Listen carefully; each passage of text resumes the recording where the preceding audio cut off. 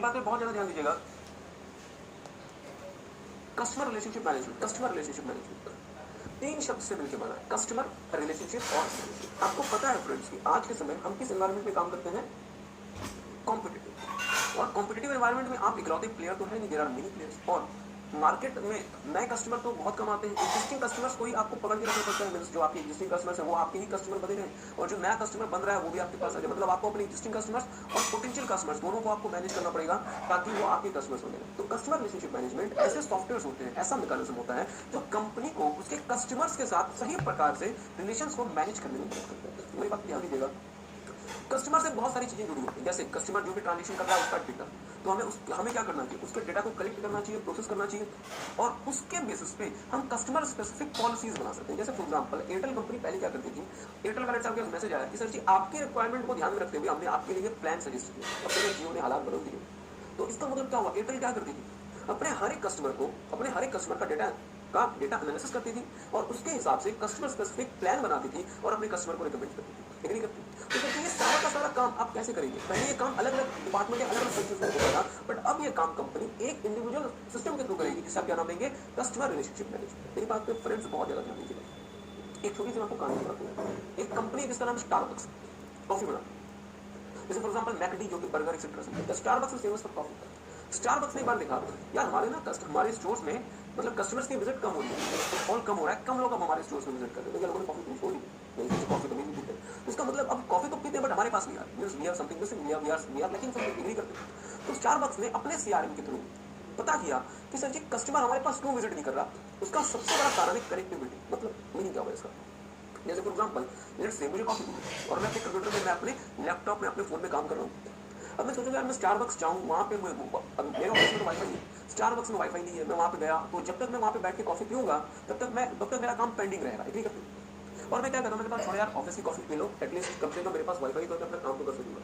तो स्टारबक्स ने कंक्लूड किया कि सर जी एक तो हमारे पास वाईफाई अवेलेबल नहीं होना एक मेजर रीजन है कि कस्टमर हमारे पास नहीं है। तो स्टारबक्स ने अपने सबसे क्या किया होगा, अपने कस्टमर को वाईफाई सर्विस देनी शुरू कर दी कि साहब आप हमारे आउटलेट आओ, कॉफी पियो, हमारे तरफ से वाईफाई फ्री, ताकि आपका जो टास्क है वो आपका जो टास्क है उसमें किसी भी प्रकार का कोई नुकसान ना हो। जो काम आप ऑफिस के वाईफाई से कर सकते थे वो काम आप हमारे सिक्योर वाईफाई से हमारे आउटलेट में बैठ के कर सकते हैं, और इसके बाद आप हमसे कॉफी भी पिएंगे। और साथ में स्टारबक्स ने लॉयल्टी प्रोग्राम शुरू कर दिया, मतलब हर एक कॉफी पीने वाले को उन्होंने कुछ पॉइंट्स देना शुरू कर दिए, जैसे 3 पॉइंट 4 पॉइंट, और जैसे 100 पॉइंट्स आपके हो जाएंगे आपको फ्री में कॉफी मिलेगी। जैसे आप आज के दिन आप देखते होंगे कि अगर आप पेटीएम या फोन पे जैसा ऐप यूज करते हैं तो वहाँ पे हर एक ट्रांजेक्शन पे आपको कुछ रिवॉर्ड पॉइंट्स मिलते हैं, और उन रिवॉर्ड पॉइंट्स के बाद अगर कुछ हद तक आपके रिवॉर्ड पॉइंट जमा हो गए उसके बाद आप उससे कुछ शॉपिंग कर सकते हैं, यू कैन बाय समथिंग। इसका रीजन क्या होता है, इसका पर्पस क्या होता है कि कंपनी आपको हुक करके रखना चाहती है, आपको अपने साथ अटैच करके रखना चाहती है। यार अगर हम हर एक कॉफी में 3 रिवॉर्ड पॉइंट भी देते या 5 रिवॉर्ड पॉइंट भी देते, तो जैसे कस्टमर ने 20 कॉफी पी ली उसके 100 रिवॉर्ड पॉइंट्स हो गए और वो एक कॉफी फ्री में मिल जाएगी। इसका मतलब कस्टमर को क्या लगेगा कि यार हमें जब भी कॉफी पीनी चाहिए ना स्टारबक्स से चलते हैं कि 5 रिवॉर्ड पॉइंट में मिल जाएंगे, we will get a free coffee when we have 100 reward points. क्या मेरी बात किसी को समझ में? ये स्टोरी किसी को समझ आई? ओके, बहुत अच्छी बात है। यहाँ भारत में भी स्टारबक्स आ चुका है। अब दिल्ली में एग्जैक्टली कहाँ है I have no clear idea. एक साउथ दिल्ली में तो मुझे पता है कि संसद मार्ग में भी है शायद स्टारबक्स। ओके, ध्यान दीजिएगा। नहीं मैं स्टारबक्स में नहीं गया, इतना समय कहाँ मिलता है, अब आप बच्चे समय कहाँ छोड़ देंगे। तो I have no much interest in coffee, और मुझे कॉफी में बहुत ज़्यादा इंटरेस्ट नहीं है। अच्छी बात है। हाँ आईटी से मैं नंबर लाया, सबको स्टारबक्स लेके चलेंगे, पार्टी लेके मैं नहीं लेके चलेंगे। हाँ ठीक बात है, ठीक बात। अब बाकी पे ध्यान देंगे। तो ये स्टारबक्स ने ये सारा का सारा काम अपने कस्टमर्स के बारे में, ये सारी की सारी जानकारी स्टारबक्स को कैसे मिली? जब आपके कस्टमर से जुड़ी हुई हर बातें अलग अलग लोग मैनेज कर रहे हैं, या कस्टमर से जुड़ी हुई सारी की सारी चीजें इंटीग्रेटेड वे में एक जगह मैनेज हो रही है। तो ये कस्टमर से जुड़ी हुई सारी की सारी चीजें इंटीग्रेटेड वे में एक जगह मैनेज हो रही है, और जो सिस्टम, जो मैकेनिज्म, जो सॉफ्टवेयर आपको आपके कस्टमर से जुड़ी हुई सारी की सारी चीजों को इंटीग्रेटेड वे में एक जगह मैनेज करके प्रोसेस करके देगा, वो क्या कहलाएगा? Customer relationship management, CR. I hope आपको बात समझ आ रही है। ठीक बात, तो मेरे साथ साथ देखेंगे CRM. CRM refers to practices, strategies and technologies that company uses to manage and analyze customers। मतलब CRM बेसिकली क्या होता है? प्रैक्टिसेस, स्ट्रेटजीज और टेक्नोलॉजीज, 3 चीजें। PST प्रैक्टिसेस, स्ट्रेटेजीज, टेक्नोलॉजीज जिसका इस्तेमाल कंपनी करती है ताकि अपने कस्टमर्स को मैनेज कर सके, एनालाइज कर सके। CRM allows businesses to develop long term relationship with established and new customers. इसका मतलब होगा कि अगर आप सीआरएम को सही प्रकार से इस्तेमाल कर पाए तो सीआरएम आपको वो प्रैक्टिसेस बताएगा, वो स्ट्रेटेजीज बताएगा और वो टेक्नोलॉजीज लाने में मदद करेगा जिसके थ्रू आप क्या कर सकते हैं, लॉन्ग टर्म रिलेशनशिप डेवलप कर सकते हैं अपने एस्टैब्लिश कस्टमर्स के साथ और अपने न्यू कस्टमर्स के साथ। मतलब सीआरएम आपको उन प्रैक्टिसेस के बारे में बताएगा कि सर जी क्या करोगे, उन स्ट्रेटेजीज को बताएगा कि सर जी ये स्ट्रेटेजी अपनाओ ताकि जो आपके रेवेन्यू मतलब गिर रहे हैं, कस्टमर्स की संख्या कम हो रही है, इन स्ट्रेटेजीज को अपनाओ ताकि आपके रेवेन्यू दोबारा से हो जाए, कस्टमर्स की संख्या दोबारा से बढ़ जाए और इन टेक्नोलॉजीज को इस्तेमाल करो जिससे कस्टमर आपका अगेन आपके साथ लॉयल बनते हैं। ध्यान दीजिए, CRM can be considered as an amalgamation of people, process and system। तो इसका मतलब ये हुआ कि CRM में बेसिकली क्या हो रहा है, people मतलब कंपनी एक ऐसा सिस्टम लेकर आती है जिससे कस्टमर के रिगार्ड्स में जितना भी प्रोसेस है वो हम एक साथ मैनेज कर सके। बहुत ध्यान से समझिएगा, सीआरएम क्या है, सीआरएम क्या है, कंपनी एक ऐसा सिस्टम लेकर आती है जिससे कस्टमर के रिगार्ड्स में सारा का सारा जो प्रोसेस है वो एक साथ मैनेज हो सके, ये मेरा सीआरएम कहलाता है। आगे देखिएगा, CRM is built by 3 words, customer, relationship and management. ये तो बट ऑब्वियस सी बात है, कस्टमर क्या है, company are money to customer. CRM helps company to categorise customers into different groups and manage them accordingly. CRM की मदद से आप अपने कस्टमर्स को अलग-अलग ग्रुप्स में क्लासिफाई कर सकते हैं और आप अकॉर्डिंगली उनको मैनेज कर सकते हैं। जैसे फॉर एग्जांपल हो सकता है कि बिग बाजार कंपनी सीआरएम का इस्तेमाल करे और सीआरएम के इस्तेमाल से उसे पता चले कि हमारे बहुत सारे कस्टमर्स ऐसे हैं जो कि 10,000 रुपए से ज़्यादा की शॉपिंग करते हैं। हो सकता है हमारे कौन से कस्टमर्स ऐसे हैं जो हमसे इलेक्ट्रॉनिक प्रोडक्ट्स परचेज करके जाते हैं, क्योंकि आपको पता है दोस्तों किसी भी कंपनी के लिए इलेक्ट्रॉनिक प्रोडक्ट में मार्जिन ज़्यादा होता है और बाकी जो नॉर्मल प्रोडक्ट्स होते हैं उसमें मार्जिन कम होता है। तो अगर बिग बाजार को ये पता चल गया कि हमारे इलेक्ट्रॉनिक प्रोडक्ट्स वाले कौन से कस्टमर्स हैं तो बिग बाजार उनके लिए अलग से एक प्रोग्राम लेकर आ सकता है ताकि वो कस्टमर्स आपके लॉयल बने रहें और अकॉर्डिंगली कंपनी उसको मैनेज कर सकती है। दूसरा, relationship between the company and its customers needs continuous involvement and interaction. CRM helps in managing the relationship with customers. अगर आपको अपने कस्टमर के साथ रिलेशनशिप एस्टैब्लिश करनी है तो आपको कंटीन्यूअसली उससे इंटरेक्ट होना पड़ेगा, उससे इंटरेक्शन बनानी पड़ेगी और जो सीआरएम होगा वो आपको हेल्प करेगा इस वाले रिलेशनशिप को बनाने में, एस्टैब्लिश करने में। और तीसरा, management. CRM enables company to make required changes in the organisation and its people so to meet the needs and requirements of the company in a better way. So this is most important. मेरी बात ध्यान दीजिएगा, Starbucks को यदि falling revenue से deal करना था तो क्या स्टारबक्स के लिए जरूरी था कि अपने अंदर तब्दीली लाए? तो ये कैसी तब्दीली? वाईफाई ऑफर करना शुरू करें, एक बिल्कुल नया कॉन्सेप्ट शुरू करें, लॉयल्टी प्रोग्राम। इसका मतलब ये हुआ कि कंपनी को कस्टमर्स के हिसाब से अपने अंदर की चेंजेस लेके आने पड़ सकते हैं। एग्री करते हैं? कंपनी को कस्टमर्स की रिक्वायरमेंट के हिसाब से अपने अंदर भी चेंजेस लाने पड़ सकते हैं, अपने इंप्लॉइज के अंदर भी चेंजेस लाने पड़ सकते हैं, क्योंकि कंपनी का कस्टमर तो कंपनी का कस्टमर इस बात की डिमांड करेगा कि सर कंपनी आप भी अपने अंदर चेंजेस लाओ और आपके जो इंप्लॉइज हैं, आपके जो लोग हैं, आपके जो पीपल हैं, उनके अंदर भी चेंजेस आएंगे। और सीआरएम आपको हेल्प करता है उन बदलावों को लेकर आने के लिए, क्योंकि अल्टीमेटली जब तक कंपनी अपने आप को नहीं चेंज करती फ्रेंड्स, तब तक आप लॉन्ग टर्म तक अपने कस्टमर्स के साथ रिलेशनशिप स्टैब्लिश नहीं कर सकते। आई होप आपको बात समझ आ रही है, एग्री करते हैं? तो इस बात को थोड़ा सा देख लीजिए। Management. CRM enables company to make required changes in the organization and its people, so to meet the needs and requirements of the customers in a better way. तो CRM क्या होता है? CRM ऐसी प्रैक्टिसेस, स्ट्रेटेजीज और technologies होता है जिसकी मदद से कंपनी जो है तो बस 3 बातें याद रखें, प्रैक्टिसेस, स्ट्रेटेजीज और टेक्नोलॉजीज, जिसकी मदद से कंपनी अपने स्टैब्लिश और अपने नए या फिर अपने पोटेंशियल कस्टमर्स के साथ लॉन्ग टर्म रिलेशनशिप स्टैब्लिश कर सकती है। CRM 3 चीजों से मिलकर बना होता है, कस्टमर रिलेशनशिप मैनेजमेंट, कंपनी जो पैसा वो कस्टमर से कमाती है। सीआरएम जो होता है वो कंपनी के कस्टमर्स को अलग अलग कैटेगरीज में ग्रुप करने में मदद करता है और अकॉर्डिंगली आप अलग अलग कस्टमर्स को अलग अलग तरीके से मैनेज कर सकते हैं। ठीक है? रिलेशनशिप, कंपनी और उसके कस्टमर्स के बीच में रिलेशनशिप के लिए बहुत जरूरी है कि इन दोनों के बीच में कॉन्टिन्यूस बेसिस पे इंटरेक्शन हो, इन्वॉल्वमेंट हो, और सीआरएम मदद करता है उस इंटरेक्शन और इन्वॉल्वमेंट को पूरा करने के लिए। और फाइनली मैनेजमेंट सीआरएम जो है वो मैनेजमेंट को चेंज करता है, मतलब कंपनी और उसके लोगों में वो परिवर्तन लेकर आता है जो परिवर्तन जरूरी है कस्टमर्स के रिक्वायरमेंट को ध्यान में रखते हुए, कस्टमर्स की नीड्स को ध्यान में रखते हुए। ध्यान दीजिएगा, CRM enables company to make required changes in the organisation and its people so to meet the needs and requirements of the customer in a better way, ताकि आप अपने कस्टमर्स की रिक्वायरमेंट को बेहतर तरीके से मीट कर सकें। ठीक बात। सो टेक सम टाइम, एक बार से रीड कर लें। नहीं, हम आपको कुछ नोट ही करा रहे हैं, सब कुछ चीजें कराएंगे, एक बार से नोट कर लें, फिर हम आगे बढ़ेंगे। मतलब नोट करें, नोट ही कर लें, मतलब रीड कर लें। और बेनिफिट्स ऑफ सीआरएम बहुत महत्वपूर्ण है।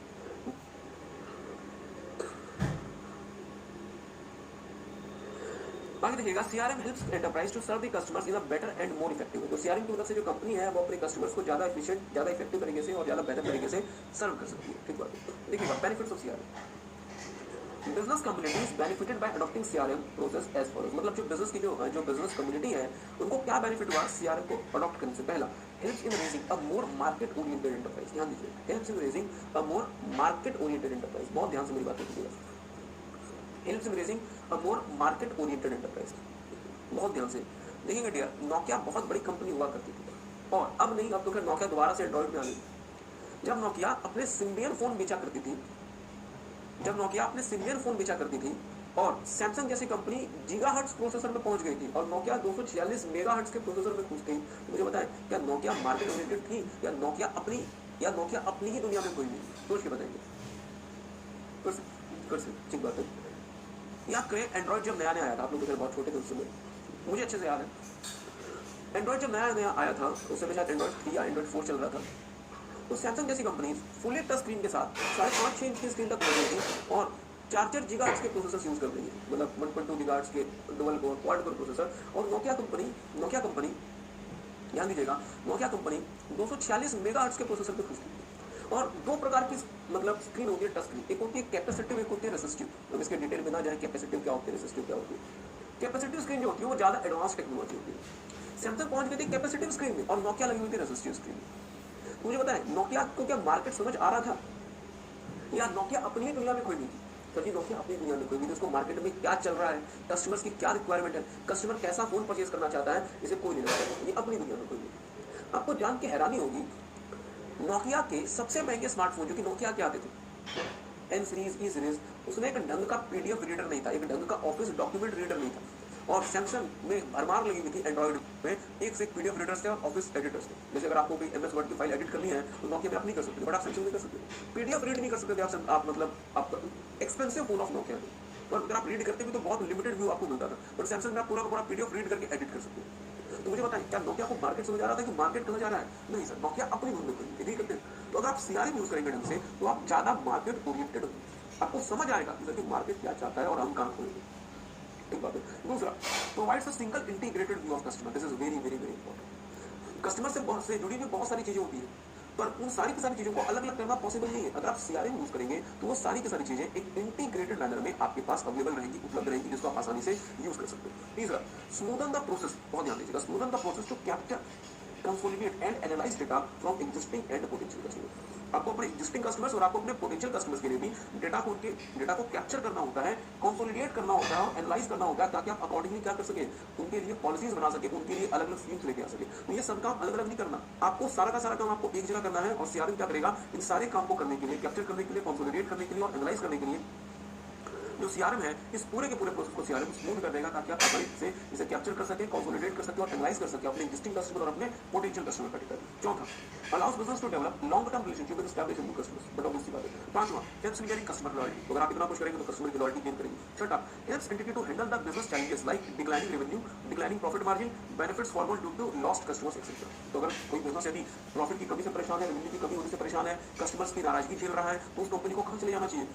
बाबा जी की शरण में नहीं जाना चाहिए। बच्चा कह रहा है बाबा जी की शरण, कौन से बाबा जी की शरण? कौन से बाबा जी की? ओके, प्लीज ध्यान देंगे। बच्चा कह रहा है सर निर्मल बाबा की शरण में जाना चाहिए, निर्मल बाबा, और वो काले रंग का परफ्यूम करना नहीं। ओके, तो अगर कंपनी घटते हुए रेवेन्यू, घटते हुए प्रॉफिट या फिर कस्टमर्स की डिससेटिस्फैक्शन को बियर कर रही है, तो कंपनी को क्या करना चाहिए? सीआरएम यूज करना चाहिए। और अगर आप ऐसे हालात में फंसे हुए तो सीआरएम आपको असिस्ट करेगा इन हालात से बाहर निकलने के लिए। तो आप बेहतर तरीके से इन हालात का सामना करके बाहर निकल पाएंगे। You can easily conquer this situation. So take some time, एक बार इसे रीड करेंगे, टेक सम टाइम, एक बार अच्छे से इसे रीड करेंगे।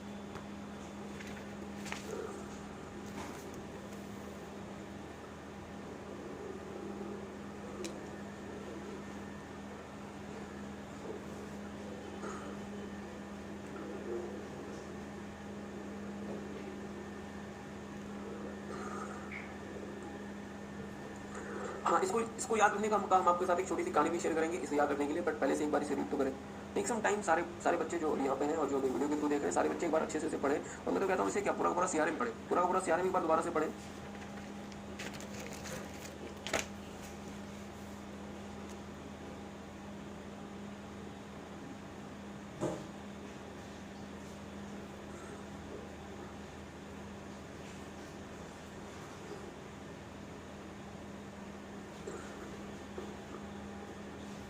ओके,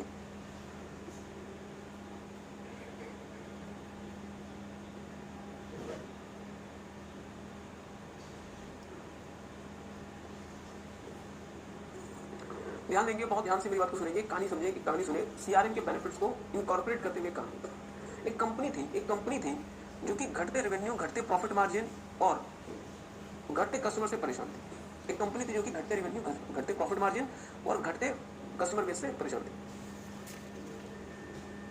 ओके ओके पढ़ ले, पहले पढ़ ले, एक मिनट पढ़े ले समझो। ओके, तो अब हम अपनी कहानी में आते हैं। एक कंपनी थी जो कि घटते प्रॉफिट, घटते रेवेन्यू और घटते कस्टमर बेस से परेशान थी। कंपनी के सीए ने कहा कि सर जी, अपने आप को ज्यादा मार्केट ओरिएंटेड एंटरप्राइज बनाओ, अपने आप को ज्यादा मार्केट ओरिएंटेड एंटरप्राइज बनाओ और कस्टमर्स का एक सिंगल इंटीग्रेटेड व्यू लेकर आओ, कस्टमर्स का एक सिंगल इंटीग्रेटेड व्यू लेकर आओ। और इसके लिए जरूरी था क्या यूज करो, सीआरएम यूज करो, जो कस्टमर के जितने भी अलग अलग स्टेप्स हैं, जैसे डेटा का capture, consolidation, analysis of the data, उस पूरे प्रोसेस को स्मूथ कर देगा। इसका एडवांटेज क्या होगा कि हम कस्टमर्स की हमें लॉयल्टी मिलने लगी और हमने लॉन्ग टर्म रिलेशनशिप स्टैब्लिश कर लिया अपने एक्जिस्टिंग कस्टमर के साथ, अपने न्यू कस्टमर के साथ। कहानी फिर सुनेंगे, यहाँ ध्यान देंगे, अब यहाँ वीडियो वाले बच्चे भी बुक में ध्यान देंगे, यहाँ ध्यान देंगे, मेरी तरफ ध्यान देंगे। एक कंपनी थी जो कि घटते रेवेन्यू, घटते मार्जिन, घटते मार्केट शेयर और घटते कस्टमर से परेशान। सीए ने कहा कि सर जी क्या करो, अपने आप को ज्यादा मार्केट ओरिएंटेड एंटरप्राइज बनाओ और कस्टमर्स के लिए एक सिंगल इंटीग्रेटेड व्यू लेकर आओ। इसलिए क्या यूज करो, सीआरएम, जो कि आपके कस्टमर्स का पूरे के पूरे डेटा को कैप्चर करना, कंसोलिडेट करना, एनालाइज करना, उस पूरे के पूरे प्रोसेस को क्या कर देगा, स्मूथ कर देगा। इसका एडवांटेज कंपनी को क्या होगा, कस्टमर की लॉयल्टी गेन होने लगी और कंपनी ने लॉन्ग टर्म रिलेशनशिप डेवलप कर लिया अपने एक्जिस्टिंग कस्टमर्स के साथ और अपने न्यू कस्टमर्स के साथ। तो मुझे बताएंगे क्या क्या पॉइंट्स बने। Helps company to handle the situation like falling revenue, falling profit, falling market share, reducing customer base etcetera. ठीक बात है। Helps making company more market oriented enterprise. ठीक बात। तीसरा, provides a single integrated view of the customers, smoothen the process to capture, consolidate and analyze the data of existing and new customers, helps in gaining customer loyalty, helps in establishing longer term relationship with the existing and the new customers। कहानी खत्म। इससे आसान बात है। Okay, लिखना चाहते तो लिख लो, जो बच्चे लिखना चाहते कहानी लिख लो, अदरवाइज लिखने की रिक्वायरमेंट नहीं है, इन्हीं आओ लिख लो। एक कंपनी थी जो कि घटते रेवेन्यू, घटते प्रॉफिट, घटते मार्केट शेयर से परेशान थी। उनके चार्टर्ड अकाउंटेंट ने कहा कि सर जी ज्यादा मार्केट ओरिएंटेड एंटरप्राइज बनो, इसके लिए जरूरी है कि कस्टमर्स का एक सिंगल इंटीग्रेटेड व्यू आपके पास होना चाहिए। इसलिए सीआरएम यूज करो, जो कि कस्टमर के डेटा का कैप्चर, कंसोलिडेशन और एनालिसिस के पूरे प्रोसेस को स्मूथ कर देगा। कंपनी ने सीए की बात मान ली और सीआरएम यूज करने लगी। ठीक बात है। इसका एडवांटेज क्या हुआ, कस्टमर की लॉयल्टी मिलने लगी, मतलब कंपनी को कस्टमर की लॉयल्टी मिलने लगी और कंपनी ने लॉन्ग टर्म रिलेशनशिप डेवलप कर लिया अपने एक्जिस्टिंग कस्टमर के साथ और अपने न्यू कस्टमर्स के साथ। आई होप आपको बात समझ में। ठीक है, चलिए तो एक काम करेंगे, एक बार से देख लेंगे।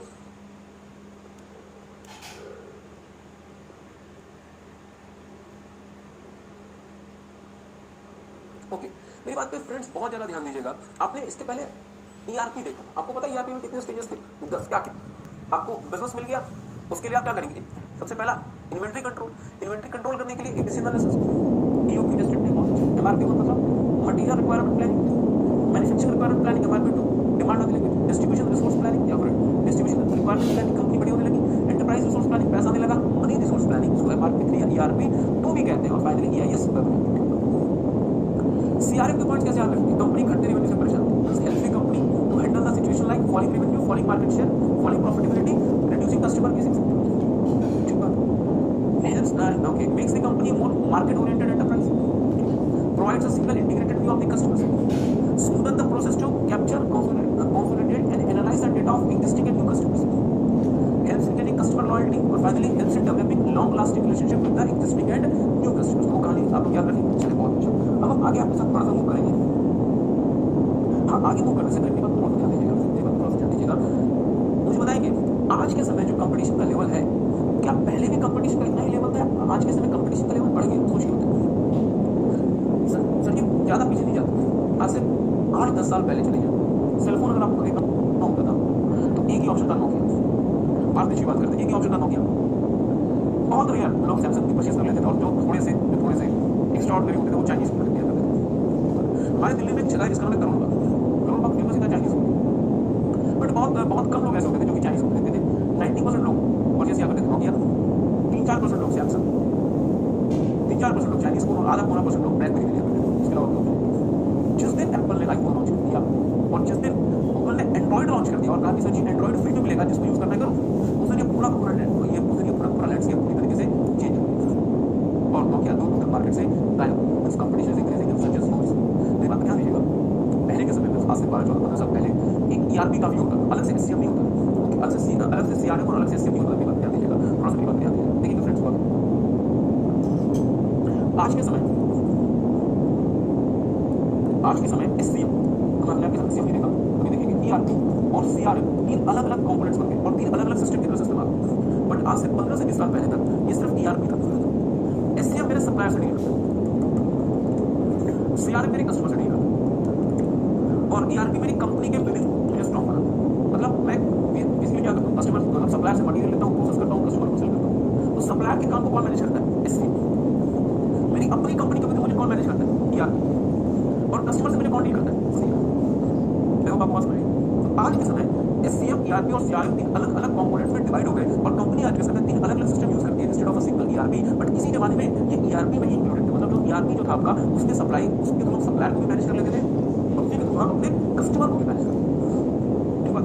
बट ये आज के समय कॉम्पिटिशन इतना ज्यादा बढ़ गया कि आपने क्या किया, कस्टमर्स के लिए आपने ईआरपी के ऊपर प्रेशर नहीं डाला, अपने कस्टमर्स के लिए बिल्कुल सेपरेट सिस्टम इंट्रोड्यूस कर दिया जिसका नाम क्या है? सीआरएम। और सप्लायर्स के लिए आपने बिल्कुल सेपरेट सिस्टम निकाला जिसका नाम क्या है? एससीएम। और पहले ये दोनों काम में कौन देख रहा होगा? ईआरपी। बट आपने इसके लिए अलग अलग रिस्पांसिबिलिटीज, अलग अलग कंपोनेंट्स को, अलग अलग सिस्टम्स को दे दिया। आप सीए बन के इनिशियली जिस नौकरी में जाएंगे, जिस कंपनी में जाएंगे, हो सकता है वहां पे सिर्फ ईआरपी, हो सकता है वहां पे अलग से सीआरएम होनी है, हमारे पास एससीएम भी और हमारे पास सीआरएम भी। और मुझे बताओ, सोच के बताए ना, क्या ईआरपी, सीआरएम और एससीएम के आपस में इंटीग्रेट होने चाहिए या तीनों अलग अलग होने चाहिए? सच्ची पटो बसी बात है, वो क्या होंगे? इंटीग्रेट होंगे। यदि वो इंटीग्रेट नहीं होंगे तो फिर परेशानी हो सकती है, एग्री करते हैं, क्योंकि अल्टीमेटली पूरी कंपनी कैसी होगी? इंटीग्रेटेड होगी। तो क्या मैं आपको चीज पढ़ने के लिए दे सकता हूँ? मुझे नहीं।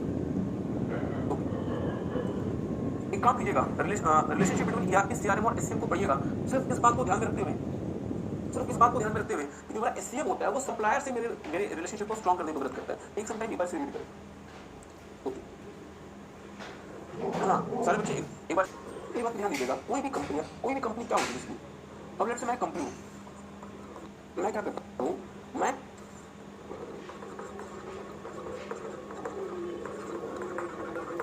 मैं सप्लायर से रॉ मटेरियल की, बहुत ध्यान से मैं सप्लायर से रॉ मटेरियल की प्रोक्योरमेंट करता हूँ। ये सप्लायर है, मैं मैन्युफैक्चरर हूँ और मैं अलग अलग ऑपरेशंस के थ्रू इस रॉ मटेरियल को फिनिश गुड्स में कन्वर्ट करता हूँ। नहीं, नोट नहीं करना, everything is there in the book. फिर से सुनिएगा। यदि मैं कंपनी, मैं यदि एक मैन्युफैक्चरर हूं तो मैं क्या करता हूँ, मैं सप्लायर से रॉ मटेरियल की प्रोक्योरमेंट करता हूँ। अलग अलग प्रकार के प्रोडक्शन ऑपरेशंस के थ्रू मैं उस रॉ मटेरियल को फिनिश गुड्स में कन्वर्ट करता हूँ। I convert that raw material into the finish goods, agree करते हैं। और इसके बाद मैं अपने कस्टमर्स को इस फिनिश गुड्स का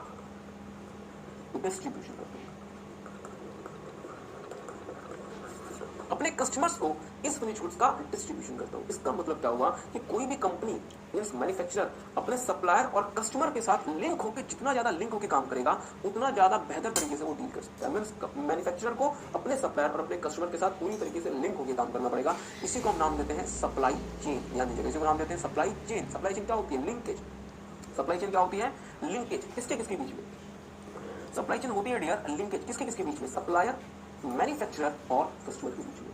सप्लायर, मैन्युफैक्चरर और कस्टमर के बीच में जो लिंकेज होगी उसे हम नाम देंगे सप्लाई चेन। कोई भी कंपनी क्या करती है?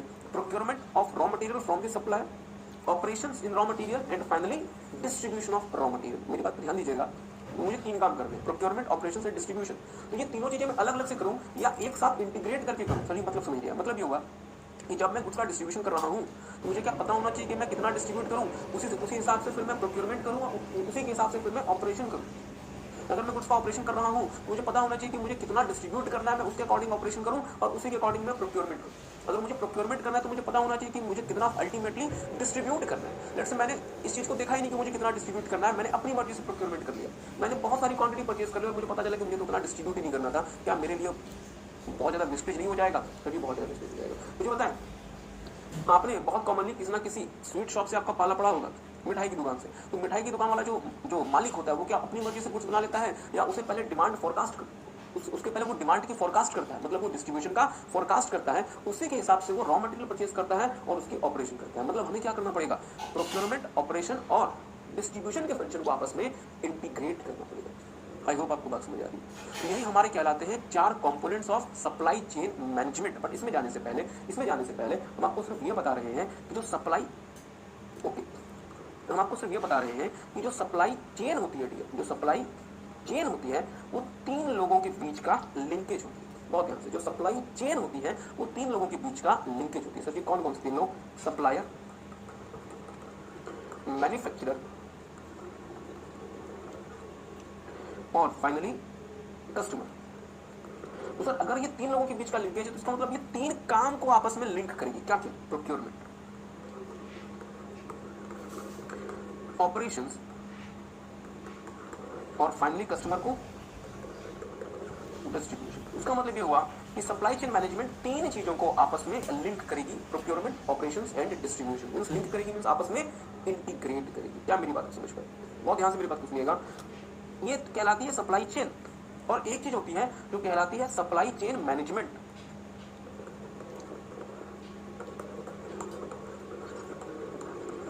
एक चीज होती है जो कहलाती है सप्लाई चेन मैनेजमेंट। दो चीजों में कंफ्यूज ना हो।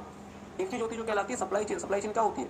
Linkage between the company, between the manufacturer with its supplier and customer, या linkage of supplier, manufacturer and customer is known as supply chain. या फिर सप्लाई चेन में हम क्या करते हैं? 3 चीजों को आपस में लिंकेज करते हैं, प्रोक्योरमेंट का, ऑपरेशन का और डिस्ट्रीब्यूशन का। ठीक बात। अब मुझे बात सोच के बताएंगे, मैंने सोच लिया कि सर जी हमें प्रोक्योरमेंट, ऑपरेशन और डिस्ट्रीब्यूशन को आपस में लिंक करना है, तो मुझे इसका क्या करना पड़ेगा? प्रोक्योरमेंट, ऑपरेशन और डिस्ट्रीब्यूशन का मुझे आपस में लिंक स्टैब्लिश करना पड़ेगा। और मैं वो लिंक कैसे स्टैब्लिश करूंगा दोस्तों? इसको प्रॉपर तरीके से प्लान कर, मीन्स मैं इस लिंक को प्रॉपर तरीके से प्लान करूंगा। सिर्फ प्लानिंग करके काम चल गया है, मुझे इंप्लीमेंटेशन करना पड़ेगा।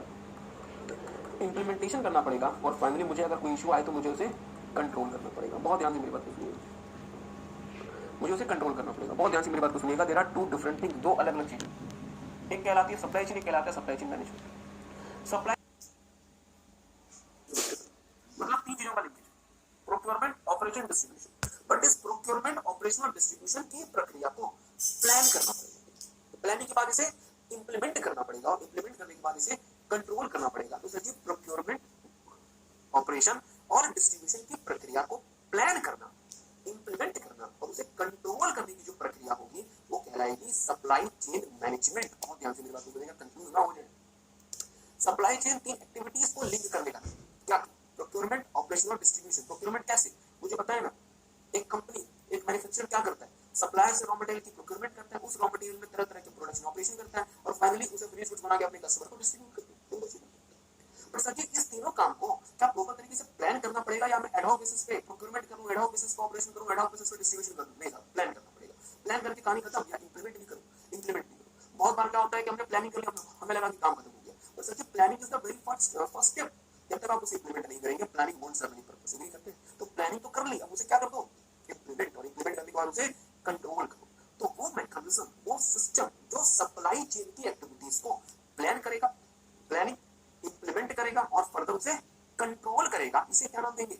Supply chain management. Are you guys getting? एक काम करते हैं, पहले हम आपको रीड करा दें, पहले रीड करिए। इसमें नोट कुछ नहीं करना, तो ध्यान से देखना। Supply chain refers to the linkage, supply chain refers to the linkage between the supplier, manufacturer and customers। Supply chain क्या होता है? लिंकेज होता है सप्लायर्स, मैन्युफैक्चरर्स और कस्टमर्स के बीच में। Supply chain involve all activities like procurement, operation and its distribution to the customers. तो सप्लाई चेन में 3 प्रकार की एक्टिविटीज आती है, प्रोक्योरमेंट करना, ऑपरेशन करना और फाइनली इसका डिस्ट्रीब्यूशन करना अपने कस्टमर्स को करते हैं। तो सर जी ये तो था सप्लाई चेन। तो सप्लाई चेन मैनेजमेंट क्या है? Supply chain management can be defined as a process of planning. Supply chain management can be defined as a process of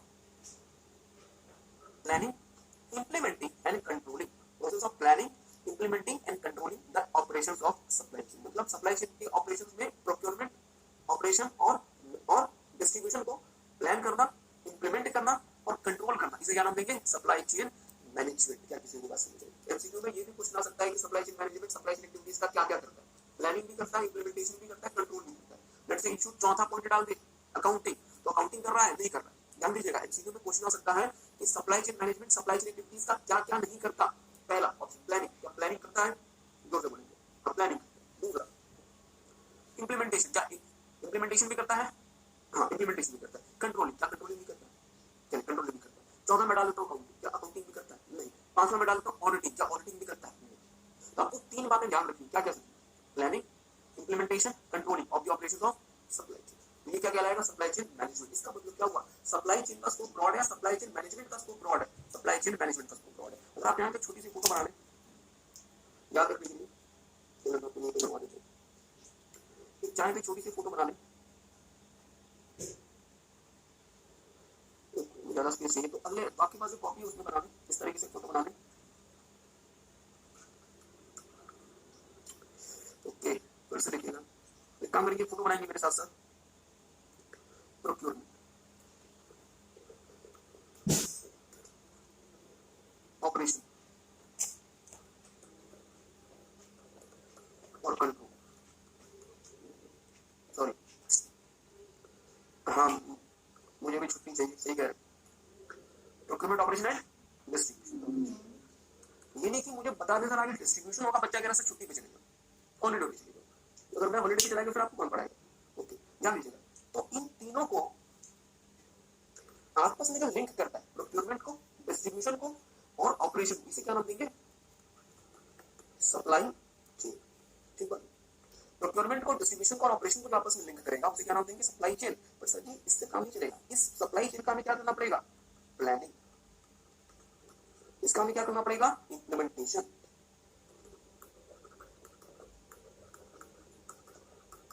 और इसी का हमें क्या करना पड़ेगा? कंट्रोल। तो हमें सप्लाई चेन एक्टिविटीज का क्या करना पड़ेगा? प्लानिंग, इम्प्लीमेंटेशन और कंट्रोल। तो इसी में क्या नाम दूंगा? Supply chain management. मुझे सोच के बताएंगे किसका स्कोप बड़ा है? हाँ, इसे ड्रॉ कर लें, इसे ड्रॉ कर लें। फिर से देखिएगा, प्रोक्योरमेंट, डिस्ट्रीब्यूशन, ऑपरेशन, तो ये जो मैकेनिज्म ये क्या कहलाएगा? Supply chain. तो सप्लाई चेन का ये प्लानिंग को, इम्प्लीमेंटेशन को और कंट्रोल को क्या नाम देंगे? Supply chain management. तो मुझे बताएंगे सर किसका स्कोप बड़ा है? सप्लाई चेन का या सप्लाई चेन मैनेजमेंट का? बहुत अच्छा, सप्लाई चेन मैनेजमेंट का। ओके, पहले नोट करिए, पहले टेप लें इसको। हाँ, बच्चा कर सब फर्रे बना लें, हाँ पहले फर्रे बना लें, पहले फर्रे बना लें। ओके, तो फिर से देख लें, मेरी बात ध्यान दीजिएगा। सप्लाई चेन तीन लोगों को आपस में लिंक कराता है, मैन्युफैक्चरर, उसके सप्लायर और कस्टमर के साथ, और प्रोक्योरमेंट, ऑपरेशन और डिस्ट्रीब्यूशन एक्टिविटीज को लिंक कराता है। तो फिर ये सप्लाई चेन मैनेजमेंट क्या होता है? जो इस पूरी तीन एक्टिविटीज को प्लान करेगा, इंप्लीमेंट करेगा और कंट्रोल करेगा, उसे क्या नाम देंगे? सप्लाई चेन मैनेजमेंट का नाम देंगे। ठीक है, सप्लाई चेन मैनेजमेंट के चार कंपोनेंट्स होते हैं। क्या? अब एक नई बात है, नई बात नहीं, पुरानी बात। चार कंपोनेंट्स है, चार हिस्से या चार एस्पेक्ट्स होते हैं, मेरे साथ साथ देखेंगे क्या क्या इसके कंपोनेंट्स, एस्पेक्ट्स या एलिमेंट्स होते हैं। प्रोक्योरमेंट, दूसरा ऑपरेशन, डिस्ट्रीब्यूशन और सारी चीजों का इंटीग्रेशन। क्योंकि सर जी प्रोक्योरमेंट, ऑपरेशन और डिस्ट्रीब्यूशन को अलग अलग इंडिविजुअली नहीं देखना, कैसे देखना है? इंटीग्रेटेड मैनर में देखिएगा। Enterprise have to ensure that right items are purchased in required quantity. मतलब प्रोक्योरमेंट में आप क्या देखेंगे? सर सही प्रकार से राइट आइटम्स को राइट क्वांटिटी में परचेज कर लो, प्रोक्योरमेंट कर लो, उसका अपने सप्लायर से प्रोक्योरमेंट कर लो। ऑपरेशन में क्या होता है? रॉ मटेरियल को आप किसमें ट्रांसफॉर्म करते हैं? Finish goods. Transformation of raw material into finish products और सर्विसेज। तो आपने जो रॉ मटेरियल लिया है उससे आप फिनिश प्रोडक्ट्स या फिनिश सर्विसेज बनाएंगे। Distribution, making arrangement for distribution, transportation, warehousing etcetera of goods. तो क्या आपके पास फिनिश गुड्स बनके तैयार हो गया, उसका क्या करेंगे? डिस्ट्रीब्यूशन करेंगे। आपको अगर इसका डिस्ट्रीब्यूशन करना है तो गुड्स को कहीं स्टोर भी करना पड़ सकता है, वेयर हाउसिंग, इसका ट्रांसपोर्टेशन एक्सेट्रा। तो ये सब कुछ इंश्योर आप कहां करेंगे? डिस्ट्रीब्यूशन फेज में। और फाइनली सारी चीजों का integration to make SCM successful. Entity must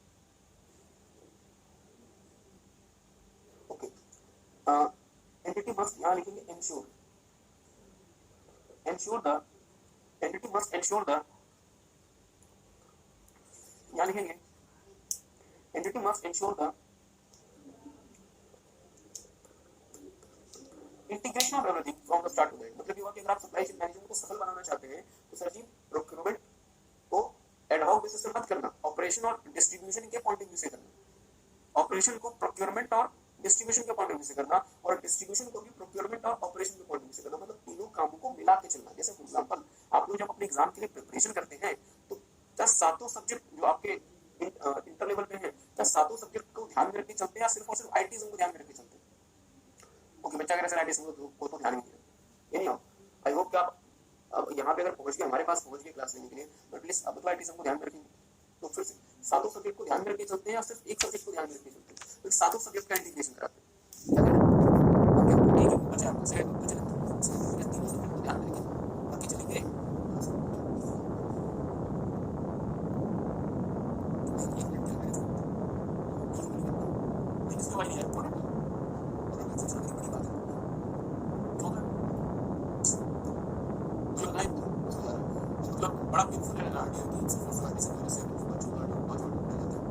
said और इसके जिम्मेदार कहीं ना कहीं आप भी हैं।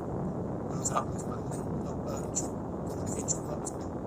कुछ क्या नहीं करा रहे सिर्फ आपको एडवाइस करा। चलिए क्या होगा सिक्योरिटी बात करा क्या कीजिए, जैसे कि मैंने पहले भी बताया था कि किसी जमाने में ईआरपी में ही सीआरएम और एसएम बट जैसे जैसे कंपनी का टास्क एक्सपेंड हो रहा है, जैसे जैसे कंपनी बड़ी होती जा रही है, कंपनी ने क्या किया ईआरपी को सिर्फ इंटरनल पर्पस के लिए रखा है, कस्टमर के लिए सीआरएम बना दिया और सप्लायर्स के लिए एसएम। तो अब तीन अलग अलग प्रकार के स्पेशलाइज्ड सिस्टम यूज होते हैं एक ही कंपनी में, एससीएम, ईआरपी और सीएम। इसके अलावा भी जो कंपनी में एआईएस भी यूज होता है, अकाउंटिंग इन्फॉर्मेशन सिस्टम। और इसके अलावा कंपनी में एचएमआरएस मतलब एचआरएम मैनेजमेंट सिस्टम यूज होता है। ध्यान देंगे CRM and SCM are widely implemented into my software. While ERP is more focused on improving the process within the organization. Process within the organization मतलब आंतरिक रूप से ERP आपको समझ रहा है। CRM में जो आप relationship with the customer and SCM is to facilitate the collaboration between the organization. Suppliers and customers. मतलब CRM कस्टमर के साथ हमारा रिलेशनशिप को स्ट्रॉन्ग करता है, जो SCM है वो हमारे सप्लायर्स के साथ, हमारे डिस्ट्रीब्यूटर्स के साथ हमारे रिलेशनशिप को और ERP within the company हमें strong. SCM ensures that material flows through the supply chain with the highest possible efficiency and lowest possible cost. Supply chain management जो होता है कि सर जी आपका जो मटेरियल है वो लीस्ट एफिशिएंसी के साथ और लीस्ट कॉस्ट में उसके साथ काम करेगा, तो आपको प्रॉफिट मिलेगा। सप्लाई चेन मैनेजमेंट भी एक ऐसा मैकेनिज्म होता है जो इंश्योर करता है राइट मटेरियल राइट टाइम पे राइट प्लेस पे राइट कस्टमर को राइट प्राइस पे डिलीवर। सर आपने इससे भी देखा था याद था, तो उसी तरह हम कहते हैं सप्लाई चेन मैनेजमेंट। और सप्लाई चेन मैनेजमेंट इसका इंप्लीमेंट है लॉजिस्टिक्स का एसपीटी थोड़ा सा आगे देखिएगा। CRM focuses on building strong relationship between the business and its customers. CRM is similar to ERP makes the organization highly competitive and its strategic edge over the competitive environment. जो company CRM, SCM और ERP सब कुछ use करती है वो अपने competitive से मुकाबले ज़्यादा अच्छे से मार्केटिंग कर सकती है। तो आपको आई होप आपके पास काम कीजिएगा, छोटा सा कॉपी भेजिएगा, वैसे छोड़ा हुआ और एक काम कीजिएगा अपनी कॉपी में भेजिएगा शॉर्ट नोट से जल्दी से। हमने आपको इस समय तो कराया हुआ है, राइटिंग के पेपर दोबारा से पेपर देते हैं, ज़्यादा से ज़्यादा क्या होगा कि 1 मिनट बस ठीक है। Supply chain management, supply chain management ensures that the right product is delivered to the right person at the right time and right place with least possible cost. So take some time for a smooth fill. Supply chain management ensures that the right product is delivered to the right person at the right time at the right place with the least possible cost. मतलब सही product सही व्यक्ति को सही समय पे सही जगह पे मिनिमम पॉसिबल कॉस्ट लगा के डिलीवर करना, ये किसका ऑब्जेक्टिव है? Supply chain management. जैसे फॉर एग्जांपल किसी कंज्यूमर है और ध्यान दीजिएगा आपने कंपनी का नाम सुना है फेडेक्स। फेडेक्स जो कि बहुत बड़ी लॉजिस्टिक्स और ट्रांसपोर्टेशन कंपनी है। आपको पता है अमेरिका में जो मतलब अमेरिका में क्रिसमस एक बहुत ज्यादा बहुत ज्यादा मनाया जाने वाला एक फेस्टिवल। तो अमेरिका में जो क्रिसमस में लोग एक दूसरे को गिफ्ट भेजते हैं और उस गिफ्ट का तभी इम्पैक्ट रहता है जब वो क्रिसमस के शाम तक पहुंचे। ऐसा नहीं कि क्रिसमस वाला गिफ्ट आपको फरवरी में गिफ्ट किसी काम करेंगे। तो फेडेक्स के समय के पास बहुत ज्यादा ह्यूज वर्कलोड हो जाता है क्योंकि क्रिसमस में बहुत ज्यादा, क्योंकि क्रिसमस के साथ न्यू ईयर भी शुरू हो जाता है, तो इसलिए ह्यूज क्वांटिटी ऑफ गुड्स जो उनको ट्रांसपोर्ट करना पड़ता है। तो एक बार क्या हुआ फेडेक्स का मतलब फेडेक्स ने किसी दूसरे शहर में कुछ भेजने थे और एक छोटा सा पार्सल मिस हो गया। पार्सल के लिए फेडेक्स ने सिर्फ $10 चार्ज किया था। इसको नोट कर लिया सब, तो इसको नोट नहीं करता। पार्सल के लिए उन्होंने सिर्फ $10 चार्ज किया था, बट लास्ट जो व्हीकल निकल गया और वो पार्सल रह गया। अब अगले व्हीकल अगला जो व्हीकल था वो नए साल की बात थी, तो वो न्यू ईयर के लिए और क्रिसमस के लिए वो आखिरी व्हीकल था। तो फेडेक्स क्या करता $10 उनको मतलब वापस कर देता। बट मुझे बताइए इससे क्या कंपनी की रेपुटेशन पर असर पड़ता? असर नहीं पड़ता। तो फेडेक्स ने क्या किया, एक प्राइवेट चॉपर हेलीकॉप्टर किराए पे लिया और इस पार्सल को डिलीवर किया और तकरीबन $30,000 खर्च किए इस चॉपर के किराए पे। मतलब $10 के पार्सल के चक्कर में फेडेक्स ने $30,000 लगा दिया। मुझे बताएं क्या फेडेक्स ने इंश्योर किया कि राइट प्रोडक्ट को राइट टाइम पे राइट प्लेस पे राइट टाइम पे मतलब राइट प्रोडक्ट को राइट पर्सन को हम डिलीवर कर दें? ये तो इंश्योर कर दिया। बट मुझे बताएं क्या फेडेक्स ने लीस्ट पॉसिबल कॉस्ट को इंश्योर किया? नहीं। और इस वाले $10 के पार्सल के चक्कर में फेडेक्स ने कितना लगा दिया? $30,000 लगा दिया। मुझे बताएं एक आध बार ऐसी गलती होगी बहुत ज्यादा फर्क नहीं पड़ता, क्या हर बार ये गलती करे? नहीं साहब। इसलिए एससीएम इंश्योर करता है कि सर जी राइट प्रोडक्ट को राइट पर्सन को राइट टाइम और राइट प्लेस में डिलीवर करना ही पड़ेगा और साथ में लीस्ट पॉसिबल कॉस्ट के साथ डिलीवर करना पड़ेगा। तो एससीएम वो मैकेनिज्म है जो कि इस बात को इंश्योर करेगा। आई होप कि आपको बात समझ आ रही है। हाँ, हम आपको प्रदान नहीं करेंगे। तो बस मेरी आखिरी जो आपसे रिक्वेस्ट यही है कि आप घर पे रिवाइज करें। दूसरा कोई अल्टरनेटिव नहीं है, जितना आप रिवाइज करेंगे उतना ज्यादा आपको एडवांटेज होगा। तो आज के लिए वो करते हैं। Thanks a lot.